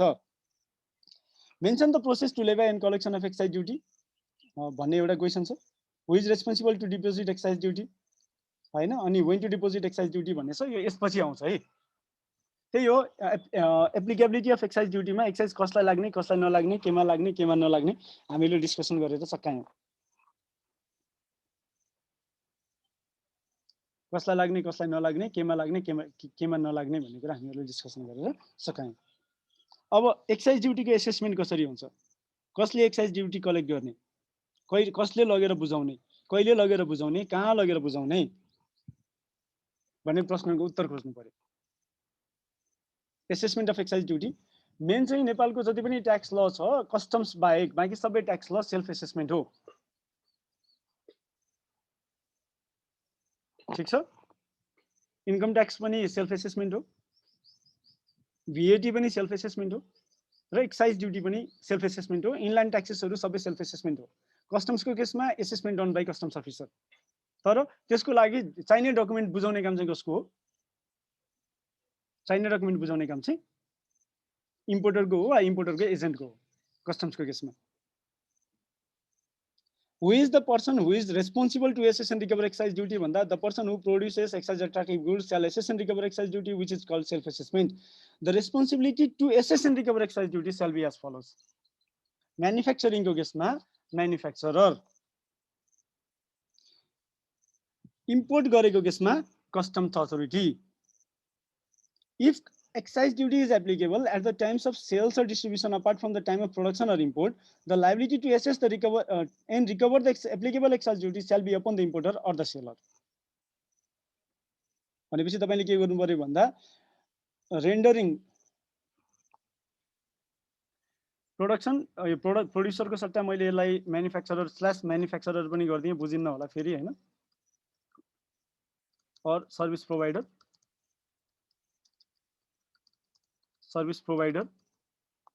production of goods or services excise duty shall be upon the producer manufacturer or service provider imported गुड्सको केसमा excise duty customs office customs authority customs officer र इम्पोर्टर अर सेलर अफ गुड्सको केसमा यदि बिक्री वितरणको तहमा पनि एक्साइज ड्युटी लाग्छ भने लाग्दैन है अहिले लाग्छ भने सम्बन्धित विक्रेताले एक्साइज ड्युटी उठाउनुपर्छ अहिले चाहिँ प्रोडक्सनको लेभलमा मात्रै लाग्छ बिक्री वितरणको तहमा एक्साइज ड्युटी लगाइदैन बिक्री वितरणको तहमा पनि एक्साइज ड्युटी लगाइन्छ भने सम्बन्धित विक्रेताले सम्बन्धित इम्पोर्टरले बिक्री वितरणको तहमा लाग्ने एक्साइज ड्युटी उठाउनुपर्छ कहिले त अब एक्साइज ड्युटी लाग्ने unless the department prescribes to recover duty at the time of production of goods or rendering of services in case of certain goods or services यो पोइन्टलाई धेरै ध्यान दिनु होला तपाईहरुले यो पोइन्टलाई एकदमै ख्याल गर्नु होला है यो unless the department prescribes to recover excise duty at the time of production of goods or rendering of services in case of certain goods or services भनेको मतलब department has the right to order licensee to collect tax at the time of production of goods or rendering of services तल जेसुकै लेखोस् हामीलाई मतलब छैन डिपार्टमेन्टसँग चाहिँ के छ भन्दा कसैले सर्भिस दिँदाकै बखतमा इन्भोइस रेज गर्दा हैन है सर्भिस डेलिभर गर्दाकै बखतमा वा गुड्स प्रोड्युस गर्दाकै बखतमा चाहिँ एक्साइज कलेक्ट गर्नुपर्ने भनेर तोक्न सक्छ सर्टेन गुड्स र सर्भिसेसको केसमा यदि विभागले त्यस्तो गर्यो भने what you need to do is तल जेसुकै लेखोस् यहाँ वेन सोइनको मतलब छैन तल जेसुकै लेखोस् you need to collect excise duty at the time of production of goods or rendering of services तर विभागले त्यस्तो व्यवस्था तोकेकै छैन भने if the Vibhag does not prescribe to recover excise duty at the time of production of goods or rendering of services, the timing to collect and recover excise duty shall be as follows. Number 1, physical control system अन्तर्गतको इन्डस्ट्रीको केसमा at the time of removal from sale after production from the enterprises. Self removal system अन्तर्गतको goods or services को केसमा at the time of issuance of invoice. At the time of issuance of invoice. Imported goods को केसमा customs point मा at the time of entry inside the territory of Nepal. Import of service को केसमा at such time as prescribed by the department. At such time as prescribed by the department. यो केसमा म एउटा कुरा अझै थप्छु एकछिन वेट गर्नु होला 1 मिनेट मलाई दिनु होला है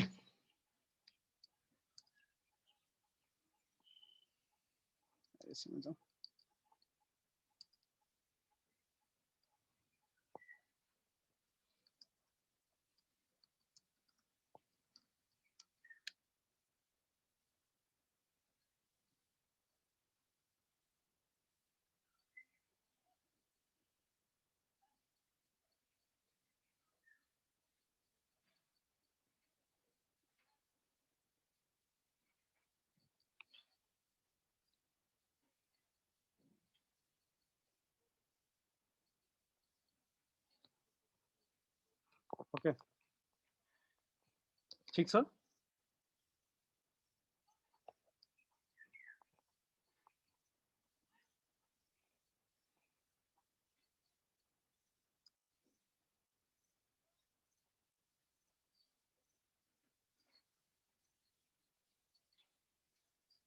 भनेपछि कहिले भन्दा चाहिँ तपाईले थाहा पाउनुभयो फिजिकल कन्ट्रोल सिस्टम अन्तर्गतको गुड्सको केसमा production युनिटबाट सेल्सको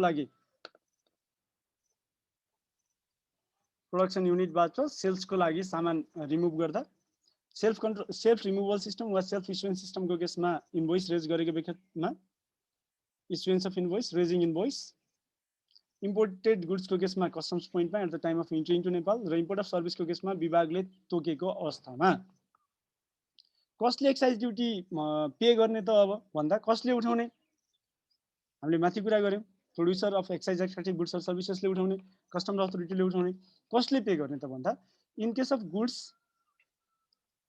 and services produce within Nepal म्यानुफ्याक्चररले। इम्पोर्टेड गुड्सको केसमा the person mentioned in the bill of lading, airway bill, invoice र एप्लिकेसन, यो चारवटा मध्ये जुनसुकै केसमा पनि mentioned in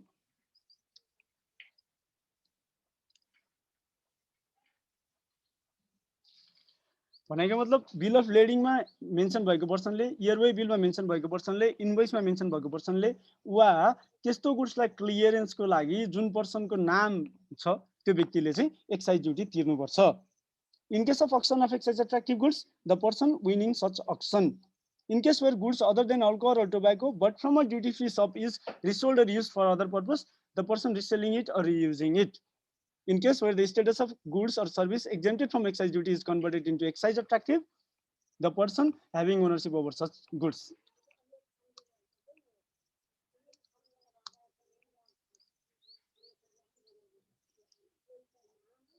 In cases where the state of goods or services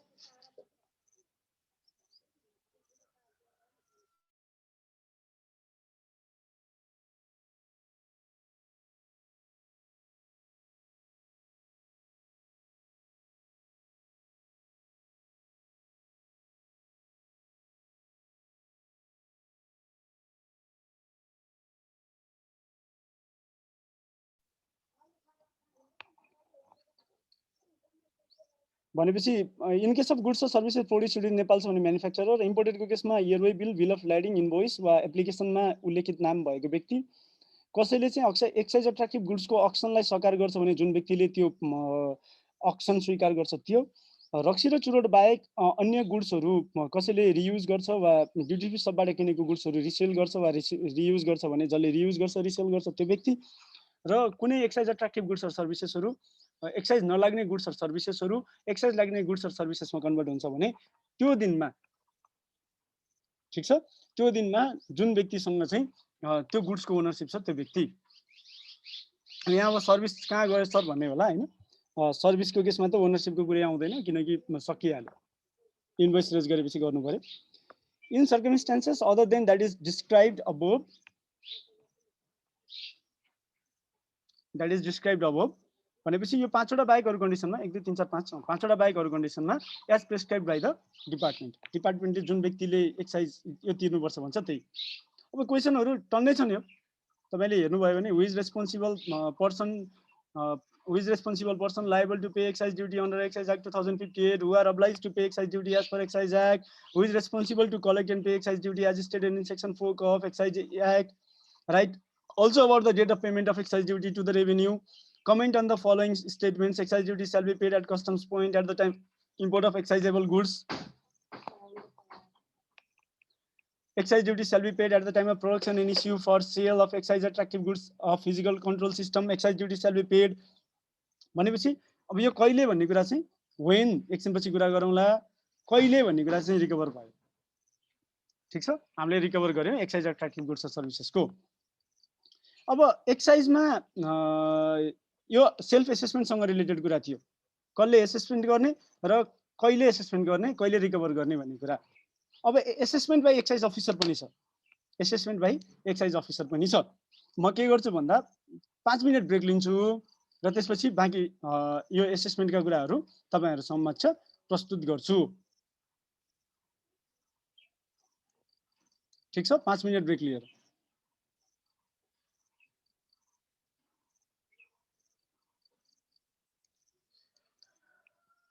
पाँच मिनट पछि आउनु होला है।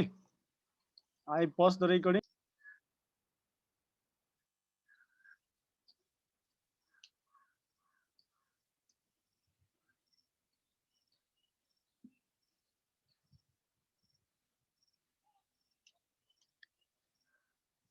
Okay, here is a question.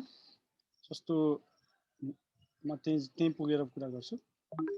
Excise licence चाहिँ हामीले कुरा गरिसकेका छौं, त्यसकारणले गर्दा यसमा थप कुरा हुँदैन।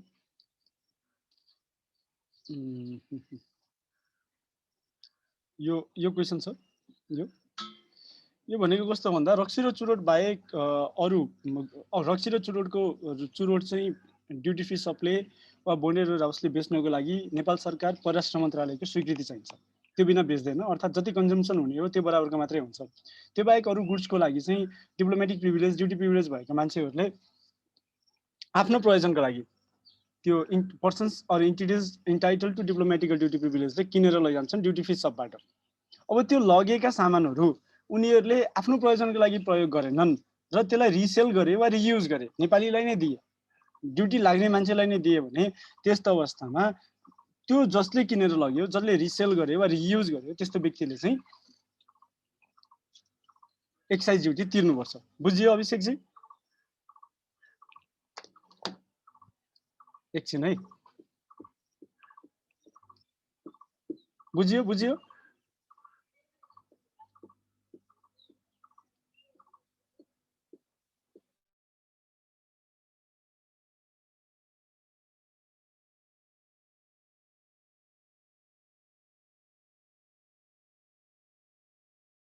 तपाईहरुले केही नबुझेको भए सोध्नु है। अर्को छ एसेसमेन्ट बाइ एक्साइज अफिसर। जस्तो हामीले इन्कम ट्याक्समा पनि पढ्यौँ एमेन्डेड एसेसमेन्टको प्रोभिजन। इन्कम ट्याक्समा एमेन्डेड एसेसमेन्टमा के थियो भन्दा विभागले जुनसुकै बेलामा कुनै पनि कारण बिना एमेन्डेड एसेसमेन्ट गर्न पाउने भन्ने प्रोभिजन थियो भने भिएटी हामीले पढ्छौँ। हामीहरूले के कुरा बुझ्छौँ भने इन्कम ट्याक्स मतलब ट्याक्स अफिसरले एमेन्डेड एसेसमेन्ट मतलब एसेसमेन्ट बाइ ट्याक्स अफिसरको लागि चाहिँ कारणहरू चाहिन्छ। त्यो कारण बाहेक अरू रिजनले गर्दा एसेसमेन्ट गर्न पाउँदैन। र एक्साइजमा पनि त्यही नै छ, सर्कमस्टान्सेसहरू हुन्छ। ती सर्कमस्टान्सेस बाहेक अन्य अवस्थामा चाहिँ एक्साइज अफिसरले एसेसमेन्ट गर्न पाउँदैन, एक्साइज एसेसमेन्ट गर्न पाउँदैन। भनेको मतलब तपाईहरुले के बुझ्नु पर्यो भने भन्दा यी सर्कमस्टान्सेस छ भने मात्रै एक्साइज अफिसरले एसेसमेन्ट गर्न पाउने हो, नभए पाउँदैन। भ्याटमा पनि सर्कमस्टान्सेस छ भने मात्रै पाउने हो, नभए पाउँदैन। इन्कम ट्याक्समा चाहिँ कारण बिना पनि एमेन्डेड एसेसमेन्ट हुन सक्छ भन्ने कुरा बुझ्नु पर्यो।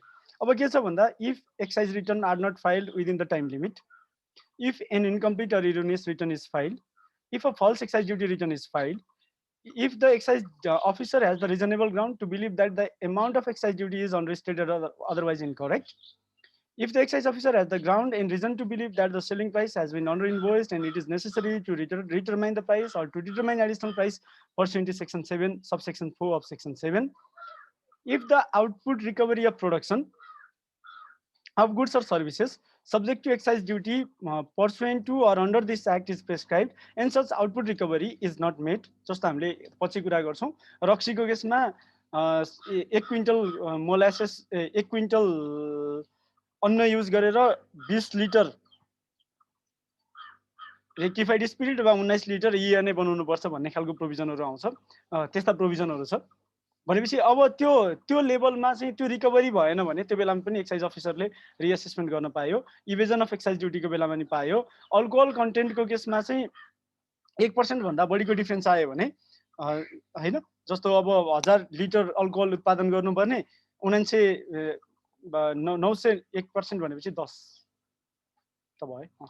990 लिटर उत्पादन हुनुपर्ने मतलब ट्रान्सफर हुनुपर्ने 990 भन्दा कम भयो भने त्यस्तो अवस्थामा पनि पायो। अनि त्यसपछि आएर if any person does transaction of excise attractive goods without obtaining the license, or if any person collects excise duty or any other amount in the name of excise duty without obtaining a license, यी सबै केसमा चाहिँ excise officer can make the assessment भनेपछि 10 वटा circumstances छन् जुन सर्कमस्टान्सेसमा excise अफिसरले के गर्न सक्छ, एक्साइज एसेसमेन्ट गर्न सक्छ। एक्साइज एसेसमेन्ट गर्नुभन्दा अगाडि 15 दिने सूचना सोकस नोटिसको रूपमा इस्यु गर्नुपर्छ। भ्याटमा पनि यही हो, इन्कम ट्याक्समा पनि यही हो र एक्साइज ड्युटीमा पनि यही नै हो। सोकस नोटिस चाहिँ 15 दिनको हुनु पर्यो। र एसेसमेन्ट गर्ने सम्बन्धमा एक्साइज अफिसरको अधिकार चाहिँ के हो भन्दा the excise officer shall have the following powers in respect of assessment: to examine the goods, places, documents, accounts and records related with the liability of excise duty, to search or seal the place of transaction of any person or other places where evidences related to with the acts deemed offense under this act can be found, to seek information from the persons who prepare any records, books, accounts and documents or fill up details therein in the course of discharge of their duty, to take possession of or take elsewhere any documents, books and records situated in the place of transaction of excise attractive goods and services or other places related thereto, to audit excise duty in the place of transaction or office or other appropriate places। यो 5 वटा अधिकार हुन्छ। त्यसपछि उसले के गर्छ भन्दा assessment order issue गर्छ। एसेसमेन्ट अर्डर दुईटा हुन्छ, एउटा प्रिलिमिनरी एसेसमेन्ट अर्डर, अर्को final assessment order. Preliminary assessment order चाहिँ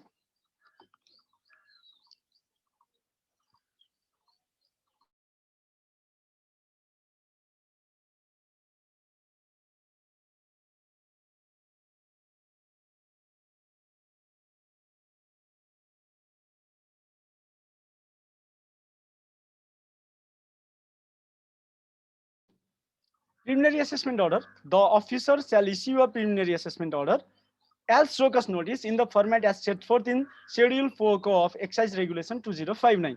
भनेपछि फर्मेट नै तोकेको छ प्रिलिमिनरी एसेसमेन्ट अर्डर कसरी इस्यु गर्ने भन्ने कुरा, र यो प्रिलिमिनरी एसेसमेन्ट अर्डर नै शो कस्ट नोटिस हो।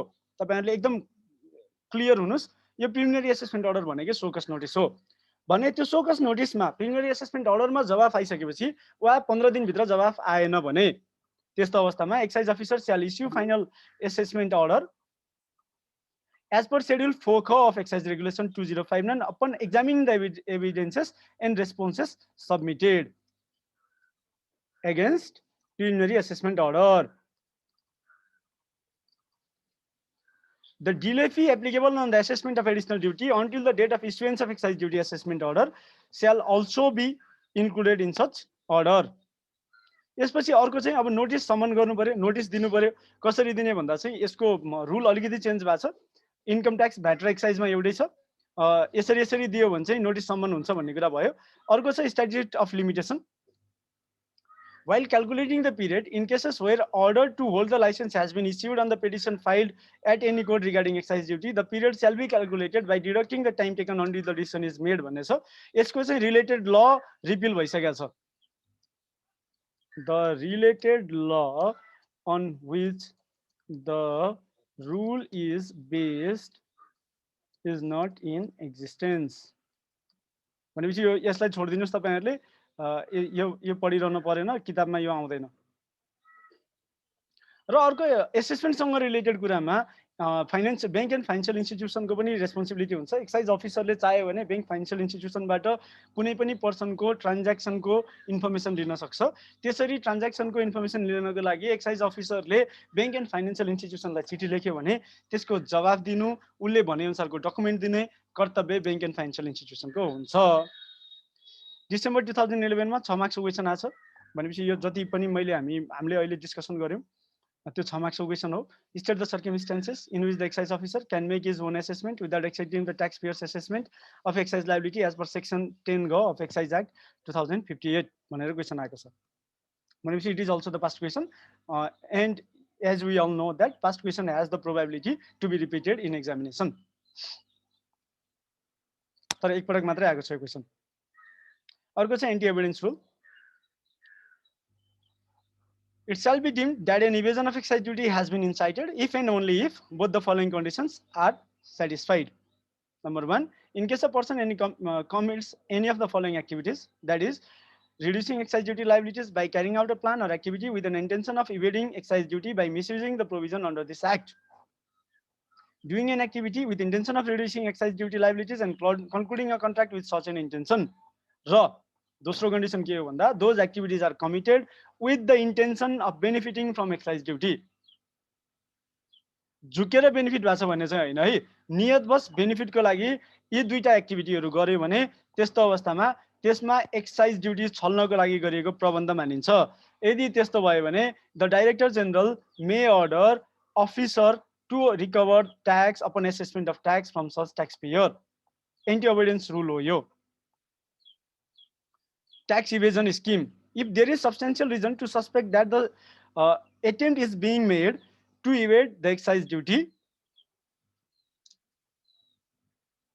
by removing the excise attractive goods from the enterprise or by taking away the imported excise attractive goods, the excise officer or the employee deputed by such officer can stop any person or vehicle and demand the proof of payment of excise duty. If the payment of excise duty cannot be furnished, it shall be deemed that the payment of excise duty has been evaded.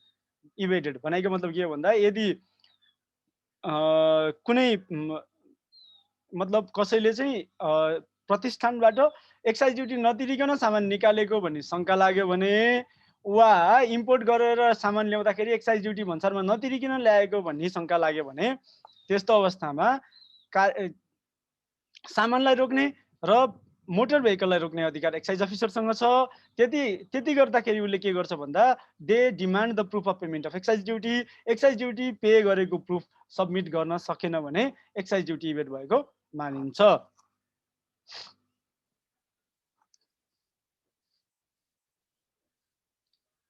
यति हो प्रोभिजनहरू।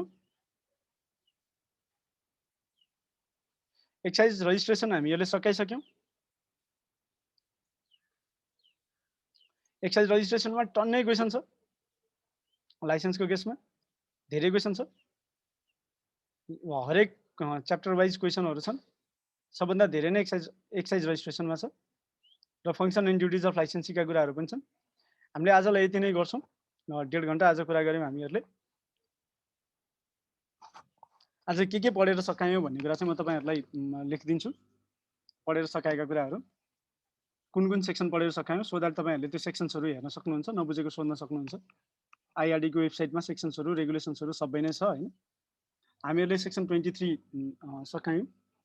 23 sorry section 23, त्यसपछि 4 घ 4 ङ 10 ङ 23 क 12 18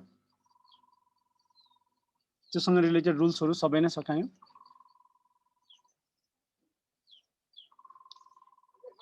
section 3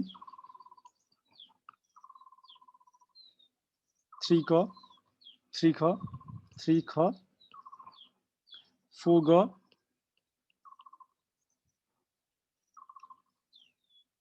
rule 8 rule मैले यता लेखेँ rule 8 rule त टन्नै सका छौँ हामीले, धेरै नै सका छौँ। त्यसपछि आएर सेक्सन 4 4 क 4 क 10 घ 10 इ 11 यति चाहिँ हामीहरू सकायौँ। अर्थात् 1 2 3 4 5 6 7 8 9 10 11 12 13 14 15वटा सेक्सन लगभग कभर गऱ्यौँ हामीहरूले आज। लगभग सेक्सन्सहरू चाहिँ 25-26वटा छ। क ख ग घ थपेको रिजनले गर्दा 40-45वटा सेक्सन होला। त्यो मध्येमा 1/3 सेक्सन्सहरू चाहिँ हामीले आज कभर गऱ्यौँ। रुल पनि हामीले टन्नै कभर गरेका छौँ। तपाईँहरूले हेर्नुभयो भने तपाईँहरूले थाहा पाउनुहुन्छ। म तपाईँहरूलाई यो टेबल अफ कन्टेन्ट चाहिँ अहिले इमेलमा पठाइदिन्छु। त्यति भएपछि ठ्याक्क एक्सर्साइजमा के पढ्ने हो भन्ने कुरा थाहा हुन्छ। इमेलको बडीमा आउँछ अहिले नै टेबल अफ कन्टेन्ट, त्यो हेर्नु होला। यति पढिसकेपछि एक्सर्साइज सकिन्छ। लगभग 6 पेजको टेबल अफ कन्टेन्ट छ।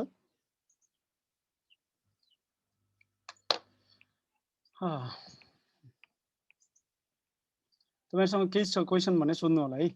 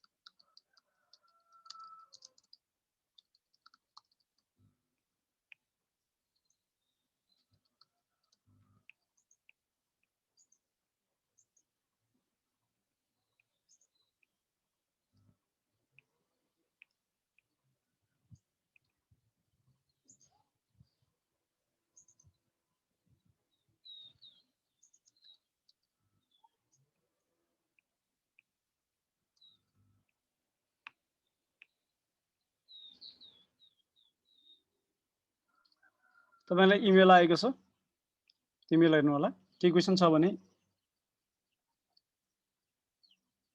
सोध्नु होला। यति नै हो, क्वेशन्सहरु खासै छैन। अहिलेलाई यति नै गरौँ। Thank you everyone. भोलि यही टाइममा भेट्छौँ हामी,